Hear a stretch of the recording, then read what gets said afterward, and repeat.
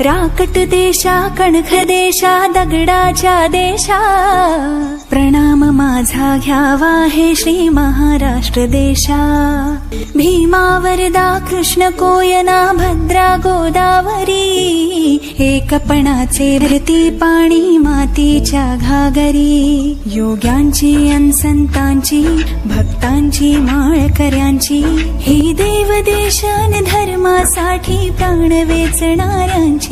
योद्ध्यांची अन वीरांची तलवारीच्या पाट्याची, देशाचे रक्षण करण्यासाठी जीव खर्चणाऱ्यांची।